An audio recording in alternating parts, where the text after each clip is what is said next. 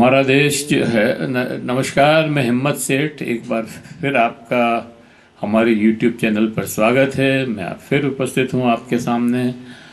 एक नए विषय को लेकर आपसे बात करेंगे, चर्चा करेंगे और कोशिश करेंगे बात को समझने की, समझाने की कि इस समय देश को क्या ज़रूरत है। तो दोस्तों,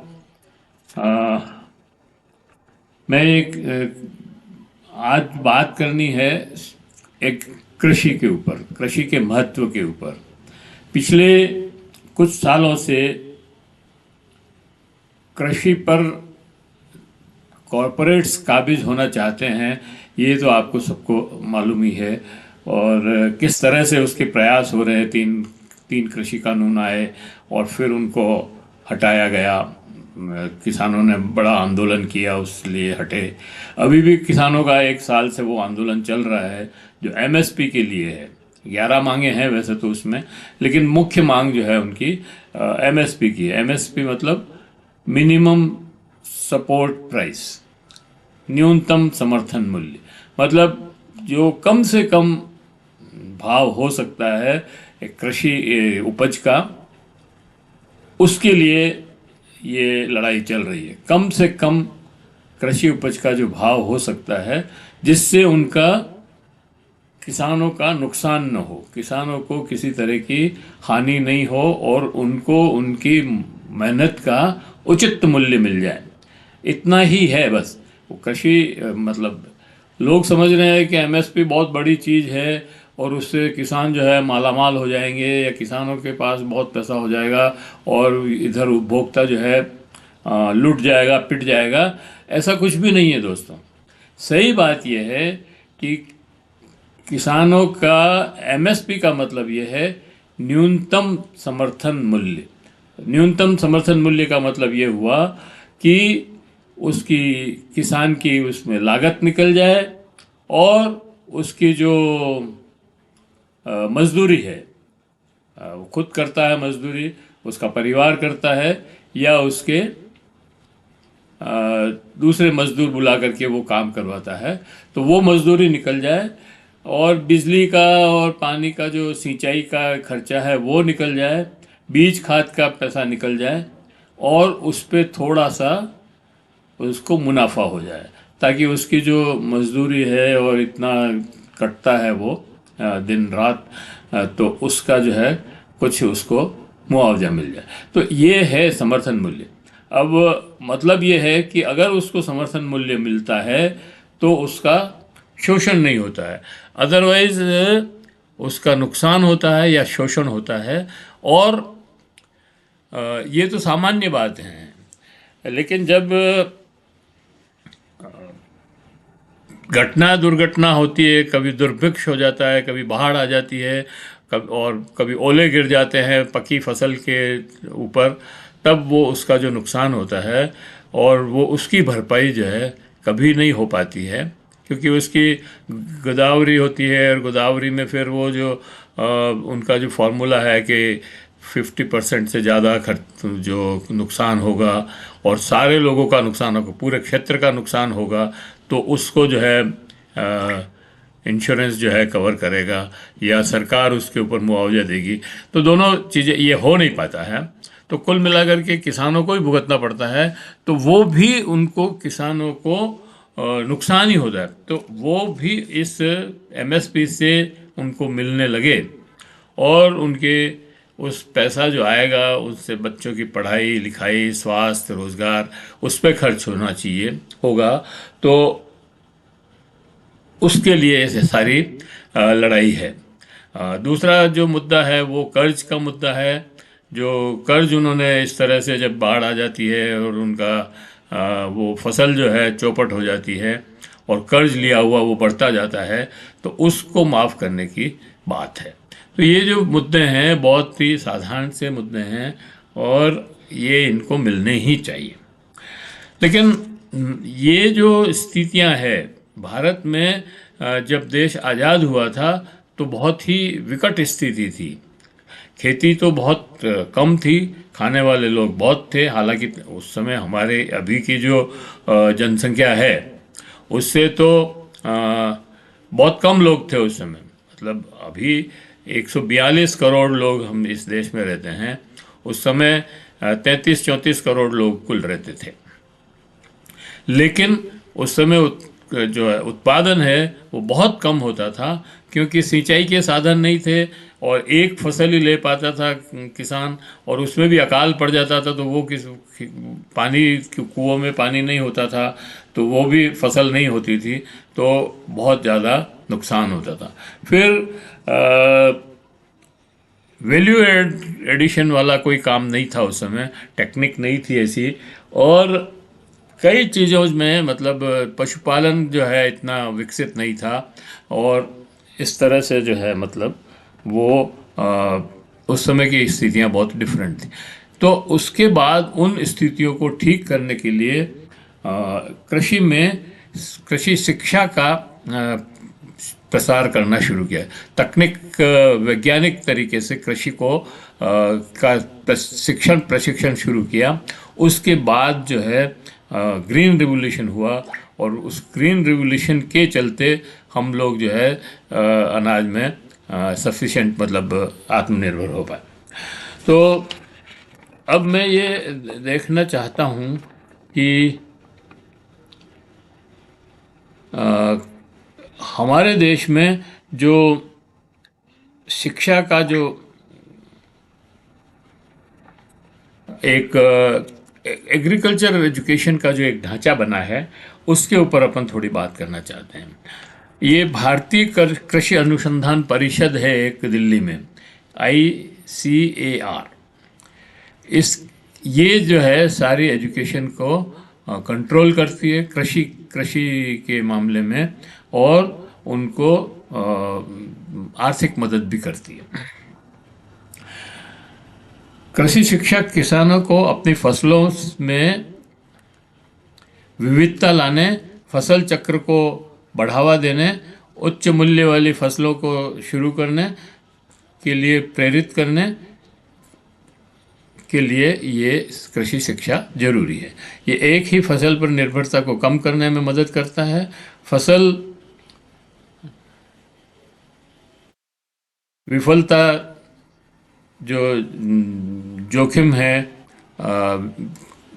जो फसलों को ख़राब करने की जोखिम है उसको कम करता है। जैसे कीटनाशक वगैरह डालते हैं तो वो कीट से जो है मतलब फसलें ख़राब हो जाती थी, कीड़े पड़ जाते थे और काम नहीं आती थी, तो वो उससे रोकना है।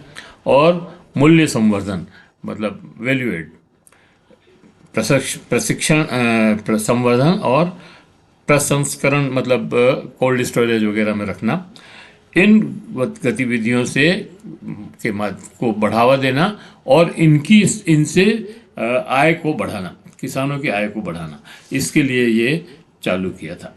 तो अभी भारत में 1960 में सबसे पहला कृषि विश्वविद्यालय खुला था, ये अपने पंतनगर में, मतलब उत्तराखंड में माधोपुर जिले में पंतनगर में जो है ये पंतनगर जिले में ये खुला था पहला विश्वविद्यालय।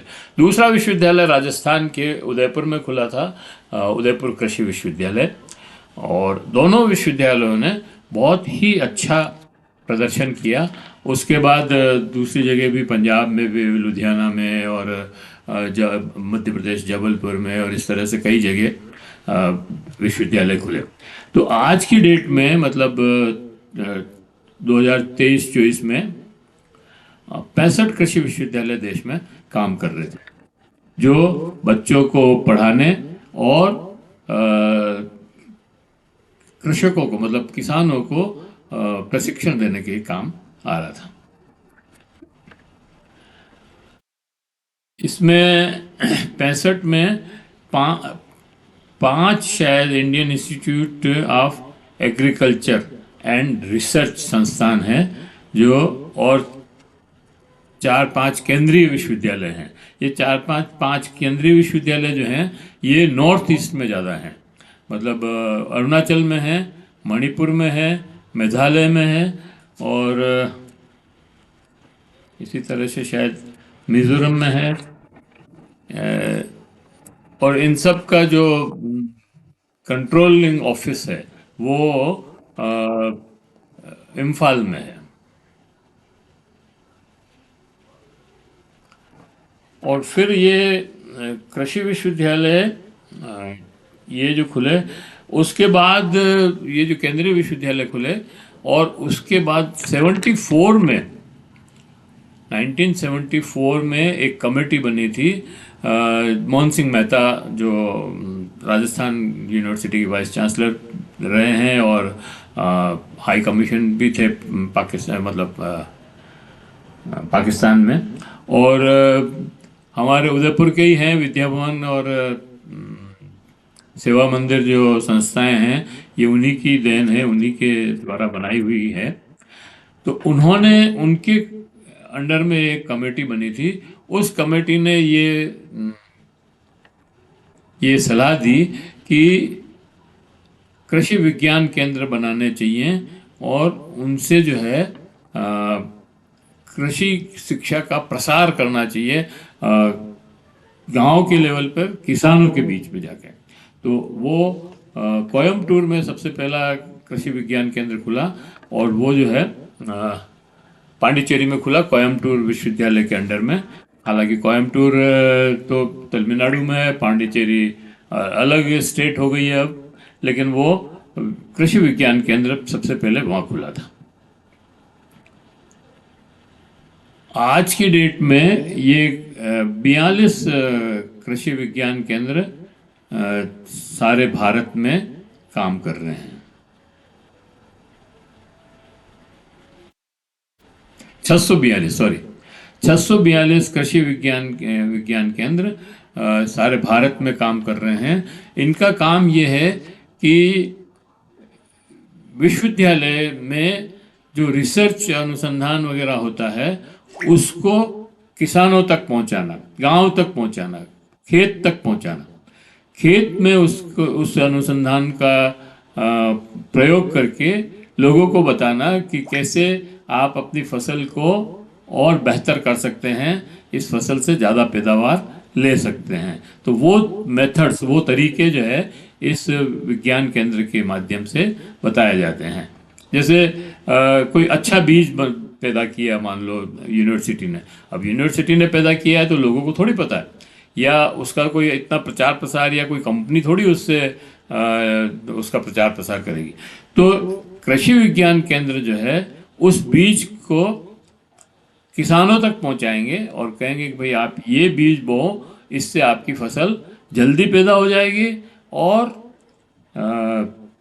अच्छी, काफ़ी ज़्यादा पैदा होगी, गुणवत्ता भी अच्छी होगी। तो इस तरह से, मतलब इसी तरह से खाद का है, या ये जो एनिमल फीड है इनका है। तो ये कई अनुसंधान जो है अलग अलग विश्वविद्यालय करती है, इनके छात्र और अध्यापक वहाँ पर विश्वविद्यालय में प्रयोग करते हैं, एक्सपेरिमेंट करते हैं, और वो उससे नई चीज़ें पैदा करते हैं। उन नई चीज़ों को मतलब किसानों तक पहुँचाने के लिए, फॉर्म में पहुँचाने के लिए, फॉर्म में अंदर, मतलब फसलों को उगा करके बताने के लिए ये जो कृषि विज्ञान केंद्र काम करते हैं। ये किसानों के मेले लगाते हैं, ये किसानों के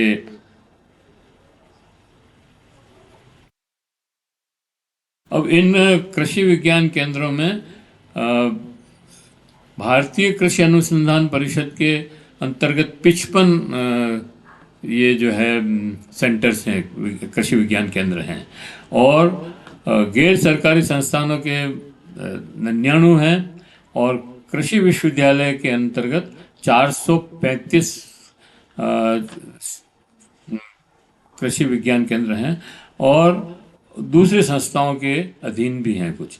तो ये कुल मिलाकर के 642 में ये बाइफर्केशन है अलग अलग उसका।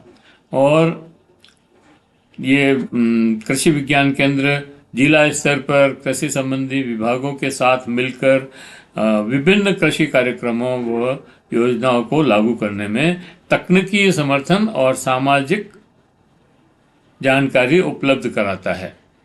कृषि विज्ञान केंद्रों द्वारा किसान मेला, किसान गोष्ठी, खेत दिवस आदि संपर्क कार्यक्रम नियमित रूप से आयोजित किए जाते हैं। ये विस्तार का काम है, मतलब कृषि का जो यूनिवर्सिटी में जो अनुसंधान होते हैं उसको विस्तार देने के लिए ये काम किए जाते हैं।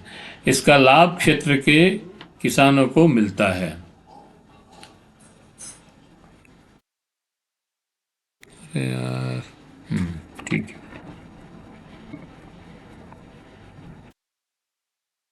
क्षेत्र के किसानों को मिलता है। कृषि केंद्रीय कृषि विश्वविद्यालय मुख्यतः नॉर्थ ईस्ट में अरुणाचल प्रदेश, मणिपुर, मेघालय, मिजोरम, सिक्किम ये है, मैंने आपको पहले ही बताया। अब मैं आपको थोड़ा राजस्थान के विश्वविद्यालयों के बारे में बात करना चाहता हूँ। ये मिजोरम, त्रिपुरा में भी है एक केंद्रीय विश्वविद्यालय, कृषि विश्वविद्यालय। राजस्थान में उच्च शिक्षण संस्थानों की बात करते हैं तो राजस्थान में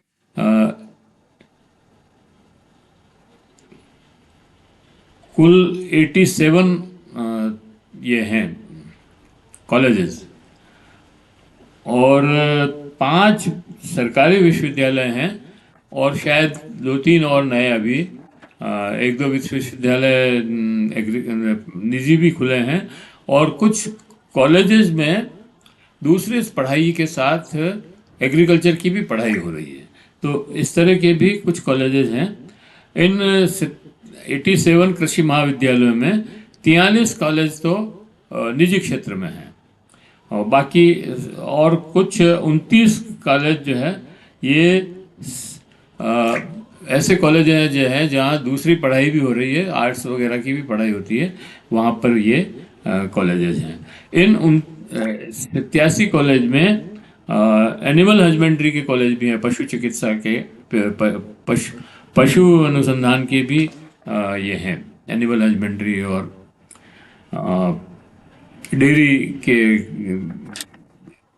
डेयरी साइंस के कॉलेजेस हैं, ये भी इसमें शामिल हैं। अच्छा, राजस्थान में कई अनुसंधान केंद्र भी हैं और उसमें दुर्गापुरा में सबसे बड़ा कृषि अनुसंधान केंद्र है और भेड़ और ऊन अनुसंधान केंद्र मालपुरा में है। एक राजस्थान में कृषि अनुसंधान केंद्र, कृषि अनुसंधान केंद्र पर्यटन और अंतर्राष्ट्रीय पुष्प अनुसंधान केंद्र माउंट आबू में है। बाजरा अनुसंधान संस्थान बाड़मेर में है। कृषि अनुसंधान केंद्र बांसवाड़ा में है, ये मक्का के उत्पादन को बढ़ावा देता है। इसी तरह पशु अनुसंधान केंद्र बीकानेर में है। पशुधन अनुसंधान केंद्र है, ये बीकानेर में है। राजस्थान कृषि अनुसंधान केंद्र राजस्थान में जोबनेर में है। ये जोबनेर विश्वविद्यालय जो अभी खुला है, श्री करण नरेंद्र कृषि महाविद्यालय जोबनेर, उसके अंतर्गत आता है। तो ऐसे कई विश्वविद्यालय हैं जो मतलब कई कॉलेजेज 87 कॉलेज हैं जो शिक्षा में मतलब कृषि का प्रसार कर रहे हैं, लेकिन फिर भी एग्रीकल्चर पे जो का जीडीपी में अभी तो 17-18% जीडीपी का सरकार के जीडीपी में योगदान करती है कृषि, लेकिन इसको और बढ़ाया जा सकता है। और मेरे हिसाब से, मतलब मैं तो कोई विशेषज्ञ नहीं हूँ, लेकिन फिर भी इसमें अभी भी बहुत रोजगार के उपलब्ध कराने के का स्कोप है, लेकिन उसमें आपको वैल्यू एडिशन वाली मशीनें लगानी पड़ेगी और थोड़ा इसको और उन्नत किस्म की खेती करनी पड़ेगी, तभी आप जा कर के खेती को लाभदायक बना सकते हैं। और लाभदायक बनाने के लिए एमएसपी की, जैसे मैंने पहले बात की, वो तो ज़रूरी है ही। अगर आप एमएसपी नहीं देंगे तो कुछ भी लाभप्रद नहीं हो सकता है। तो ये सारी चीज़ें हैं जो आज हल्ला मच रहा है किसानों का, वो उसके पीछे ये शिक्षा के केंद्र, शिक्षा को बढ़ावा देने।